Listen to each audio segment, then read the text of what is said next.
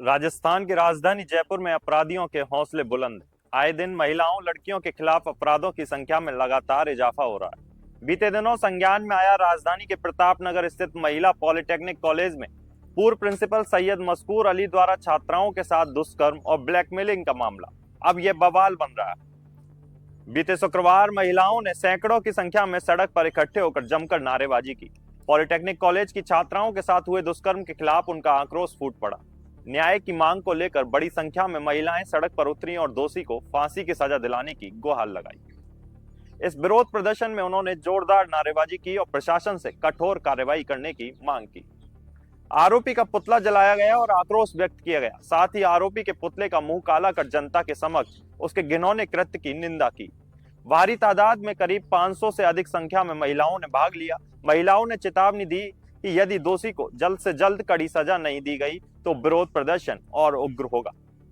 समाज में बेटियों की सुरक्षा सुनिश्चित करने के लिए कठोर कानूनों को सख्ती से लागू करने की भी मांग प्रदर्शनकारी महिलाओं द्वारा की गई। ये आवाज है एक माँ की, एक बेटी की, उन बच्चियों के लिए जो बार बार इस तरह के वहशी दरिंदों की हैवानियत का शिकार हो रही हैं, अपने मन से बोल नहीं पा रही हैं, डर के मारे मुंह छिपा के घूम रही हैं। बच्चियों के वीडियो वायरल हो रहे हैं, लेकिन हमारा समाज जो है वो इतना असंवेदनशील हो चुका है कि उन बच्चियों को समझ ही नहीं पा रहा है कि वो कितनी बुरी तरह से टूट चुकी हैं। बच्चियों को कॉलेज से रेजिग्नेशन दे के जाना पड़ा, बच्चियों को कॉलेज से रेजिग्नेशन देके जाना पड़ा है, उनको अपनी पढ़ाई छोड़नी पड़ी है। एक इस तरह का वहशी दरिंदा जो एक समुदाय विशेष की महिलाएं और बच्चियों को अपने उसमें फंसाता है, अपने जाल में फंसाता है। बच्चियों को मंदिर लेके जाता है, उनके बर्थडे सेलिब्रेट करता है, वार्डन को ड्यूटी से निकाल देता है। पूरी मिली भगत चल रही है। हर तरफ से आप देखिए कि उसने कहां से बच्चियों का असॉल्ट नहीं किया। बच्चियों के व्हाट्सएप ग्रुप में प्रिंसिपल का क्या काम है? मैं ये पूछती हूँ कि महिला शैक्षणिक संस्थान के अंदर एक पुरुष का कहाँ काम था? क्यों महिलाएं इतनी शिक्षित नहीं है? हमारे माननीय मुख्यमंत्री जी हम सब जो 50% महिलाएं हैं, देश की आबादी है, उनके लिए कितनी उत्कृष्ट योजना ला रहे हैं हमें सशक्त करने के लिए। और ये हमारी सुरक्षा की बात जब आ रही है तो हम ये देख रहे हैं कि हमारे मुख्यमंत्री जी को इस सारी घटना का संज्ञान लेना चाहिए, इसकी जमीनी स्तर पे जांच करानी चाहिए, जांच कमेटी गठित करनी चाहिए जिसके अंदर सक्षम अधिकारी हों, और वो सक्षम अधिकारी इसमें लिप्त होने वाले और उनका साथ देने वाले उन सभी को दंडित किया जाए, उनको फांसी दी जाए, हैंग टिल डेथ। चाहती जो मेरा पहला जवाब था वही रहेगा, सरकार तो करेगी, लेकिन एक कानून इतना लाना चाहिए जितने भी अत्याचारी है ना, मेरा सिर्फ शुरू से यही रहता है कि उसको बाइक चौराहे पे लेकर आइए ताकि गाड़ी निकलने वाले भी, धरने वाले भी देखे, हर जगह देखे कि वो जो कर रहा है, घटना जो कर रहा है, सजा एक को मिलेगी ऐसी और आके हजारों को होगी। वो करने से पहले सोचेगा, घर से निकलने से पहले वो ये सोचेगा कि ये बहन बेटियां जा रही है, इसकी तरफ हमें नजर उठा के देखना है कि नहीं देखना, उसको इतना भयभीत हो जाना चाहिए।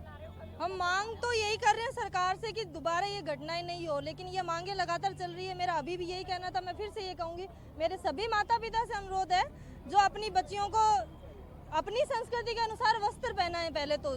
दूसरी बात यह है कि उनको आत्मरक्षा के लिए प्रेरित करें, उन दंड चलाना, यष्टि चलाना, कराटे सिखाएं ताकि वो खुद जाके अपनी रक्षा खुद कर सकें। हम कब तक अपने पिताजी को, अपने भाई को साथ लेके घूमते रहेंगे अपनी रक्षा के लिए? और जब साथ भी होते तब भी हो जाता है, माता पिता को मार दिया जाता है, बेटियों के साथ रेप हो जाते हैं, बलात्कार होते हैं, इतनी घटनाएं होती है। जब तक हम खुद मन से मजबूत नहीं होंगे, हमारे अंदर इतनी मजबूती आ जाए ना कि यदि हम आंखों से देखें तो सामने वाला डर जाए। जब शारीरिक और मानसिक बल जिस दिन मजबूत होगा तब हर कोई अपने से डरने लगेगा। हमारा चाल चलन, हमारा चलने का तरीका ऐसा होना चाहिए कि सामने वाला अपने से ऐसी हरकत करने की हिम्मत ही ना करे। अभी भी इलाहाबाद हाईकोर्ट के एक जज ने वो बयान दिया है कि बेटियों के साथ ये सब, उनके निजी अंगों को छूना और नाड़ा खोलना रेप की कोशिश नहीं है। ये किसी भी तरीके से इस पोस्ट तक जो लोग पहुंच रहे हैं जिन्हें ये तमीज नहीं है कि आपको किस तरह से बोलना चाहिए, जज हो के आप इतना गलत बयान दे रहे हो, तो फिर आप बताओ ना हम कहाँ सुरक्षित हैं? जज ने ये बयान दे दिया तो कोई कानून बन नहीं सकता, कानून नहीं बन सकता। और कानून कब होता है? जब रेप हो गया लड़की के साथ तो 20 साल तक कोर्ट में घसीटते और कानून चलता रहता है, लेकिन वो लड़की तो मर चुकी ना, रेप तो हो चुका ना, परिवार भी खत्म हो चुका। आप तो वो तैयारी करो ना जो रेप हो ही नहीं। तो उस तैयारी के लिए महिलाओं को विरोध प्रदर्शन से अच्छा अपनी बेटियों को आत्मरक्षा की ट्रेनिंग देनी चाहिए कि ये घटना होगी नहीं। इसके लिए ना आंदोलन करने पड़ेंगे, हर लोग देख के डरेंगे कि महिला शक्ति, आज 50% आबादी है महिलाओं की, चाहे तो पूरे समाज को एक तरफ कर सकती हैं। कोई लड़कों ने, आदमियों ने, और उम्र का कोई लिहाज ही नहीं है। 65 साल के, 70 साल के, आप सोच के देखो, 11 साल की बच्ची के साथ कुछ भी कर रहे हैं, दूध मुई बच्ची के साथ कुछ कर रहे हैं। लेकिन इनके लिए बच्चियों को अपने को उसी तरह तैयार करना होगा। मेरी सभी माता पिता से अनुरोध है कि अपनी बेटियों को आप मोबाइल 24 घंटे मोबाइल देते हो, ये सब चीजें दिखाते हो, इससे अच्छा उन्हें 2 घंटे बाहर आत्मरक्षा की ट्रेनिंग के लिए भेजो, तो वो खुद सक्षम हो और अपने आप जाएं, कॉलेज जाएं, विद्यालय जाएं, तो वो डरे नहीं। आज डर के मान एक कोई पीछा कर रहा है, लड़की डरती है, कोई यौन शोषण करता है, तेरा वीडियो वायरल कर दूंगा, तो हो जाएगा क्या है। लेकिन एक लड़की वीडियो वायरल से डरती है तो 50 लड़कियां उसका शिकार होती है। अगर ठीक है, अगर आपके साथ हो गया तो सरकार और आपके माता पिता आपका साथ देंगे, समाज आपका साथ देगा। लेकिन अगर पहली जो शिकार हुई, अगर वो नहीं डरी तो बाकी 200 बच जाएंगी। अजमेर हो या विजयनगर हो या ब्यावर हो चाहे सांगानेर हो, पहली लड़की डरी, इसकी वजह से 200 लड़कियां शिकार हुई। ये मान के चलो कि अगर एक डरी है तो 200 खराब हुई है उसके पीछे। इसका मतलब सबसे पहले के साथ जो घटना हुई है उसको ही उसी समय एक्शन लेना चाहिए। अपना जो भी है उसको ये सोचना चाहिए कि मेरे साथ जो हुआ, लेकिन मैं अपनी अन्य बहनों के साथ ये नहीं होने दूंगी, इसलिए ये सब नहीं करना है। तो आत्मरक्षा भी सिखाओ और सरकार को और कानून और जो जजेज ऐसे जो कमेंट कर रहे हैं, जो ये दे रहे हैं, उनको ऐसा नहीं देना चाहिए। और मैं तो सरकार से कहती हूँ कि ऐसे जज अगर बयान देते हैं तो तुरंत उनको वहाँ से निष्कासित कर देना चाहिए। ऐसे को वहाँ बैठाने का मतलब क्या है? वो न्याय का मंदिर, हम वहाँ न्याय की गुहार लगाते हैं और लड़कियों के लिए ऐसी बातें और ऐसी टिप्पणियाँ एक जज करता है तो उसको वहाँ से हटाना चाहिए। पूरे देश, एक दिल्ली की नहीं, पूरी हर महिला की घटना है ये। मेरे ख्याल से मैं भी भारत की इंटरनेशनल एनजीओ की महासचिव हूँ और जो क्राइम ब्रांच ब्यूरो है जो हमारी संस्था, उसमें भारत की सलाहकार हूँ मैं। जैसे मेरे को दिल्ली से ये पता चला कि आज हमारे राजस्थान में जो मेरा यहाँ पे होम टाउन है मेरा गंगानगर, वहाँ से भी मैं अध्यक्ष हूँ। मैं काफ़ी 15 यूनियन से प्रदेश अध्यक्ष भी हूँ और महिलाओं बच्चों के लिए जो मैंने काम किया उसके लिए मुझे राष्ट्रीय पुरस्कार मिला है। तो मुझे बड़ा ही कष्ट हुआ कि हम कहीं पुरस्कार ले रहे हैं, कहीं हमारे महिलाएं इसी तरह से पीड़ित हो रही है। बड़ा कष्ट का विषय था। तो मुझे रात को यहाँ पे भाग के आना पड़ा। इस तरह का आगे से कानून बन रहे हैं, लेकिन कानून ढंग से लागू हो। कानून अकेले बनने से कुछ नहीं होता, कानून नियम जो है वो लागू होना चाहिए। आज हमारा देश आज़ाद हुए कितना टाइम हो गया, लेकिन हम महिलाओं को कहते हैं बराबर का हक है। कहाँ है बराबर का हक? महिला आज भी सुरक्षित नहीं है। मैं प्रधानमंत्री जी से और हमारे मुख्यमंत्री जी से, जब इतनी अच्छी सरकार है हमारी कि हम बच्चियों को, बेटियों को आगे लाने में इतना कर रही है, तो मैं उनसे मांग कर रही हूँ कि जो हमारी बहन बेटियों के साथ अन्याय हो रहा है उनको करे चौराहे पर खड़ा करके फांसी दे देनी चाहिए। मैं इस चीज़ की मांग करती हूँ। सारी बहनें मेरे साथ हैं, पूरा देश मेरे साथ है। आपको बता दें, राजधानी जयपुर के प्रताप नगर स्थित महिला पॉलिटेक्निक कॉलेज की छात्राओं ने पूर्व प्रिंसिपल सैयद मस्कूर अली पर अभद्रता और देह शोषण के आरोप लगाए हैं। छात्राओं और स्टाफ ने 3 फरवरी को इस संबंध में तकनीकी शिक्षा विभाग के सचिव को शिकायत दी थी।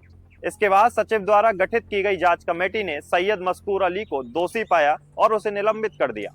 छात्राओं का कहना है कि आरोपी को उचित सजा नहीं दी गई। बता दें, सैयद मस्कूर अली की नियुक्ति 2023 में हुई थी और तब से वह लगातार छात्राओं के साथ अभद्रता कर रहा था। छात्राओं का आरोप है कि यदि वह इस मामले को लेकर पुलिस या परिजनों को सूचित करती तो प्रिंसिपल उन्हें आपत्तिजनक वीडियो वायरल करने की धमकी देता था। छात्राओं ने स्कार्फ बांधकर कॉलेज परिसर में बीते दिनों जब प्रदर्शन किया तो मीडिया से बातचीत की। उनका कहना था कि प्रिंसिपल उन्हें साथ सोने के लिए बोलता था। प्रिंसिपल कहता था कि उसके बड़े बड़े लिंक हैं, वह लड़कियों की सप्लाई करता है। लड़कियों ने आरोप लगाया था कि अगर उनकी बात नहीं मानेंगे तो वह लड़कियों को कॉलेज से निकाल देगा। इस तरह की धमकियां भी उन्हें दी जाती थी। 3 फरवरी को छात्राओं और स्टाफ ने तकनीकी शिक्षा विभाग को शिकायत दी थी, जिसके बाद विभागीय जांच कमेटी ने प्रिंसिपल को दोषी पाया और निलंबित किया। इसके बावजूद छात्राओं और शिकायत करने वाले स्टाफ का आरोप है कि प्रिंसिपल के खिलाफ कड़ी कार्रवाई नहीं की गई और सभी शिकायतों का निवारण अभी तक नहीं हुआ है। इस घटना ने कॉलेज में घेराबंदी और आक्रोश का माहौल पैदा कर रखा है। अब पुलिस इस मामले की गहरी जांच में जुटी है। इस मामले में आगे जो भी कुछ अपडेट आते हैं भाईजी डिजिटल मीडिया आपको बताता रहेगा। आप बने रहे हमारे साथ और हमारे चैनल को सब्सक्राइब करना ना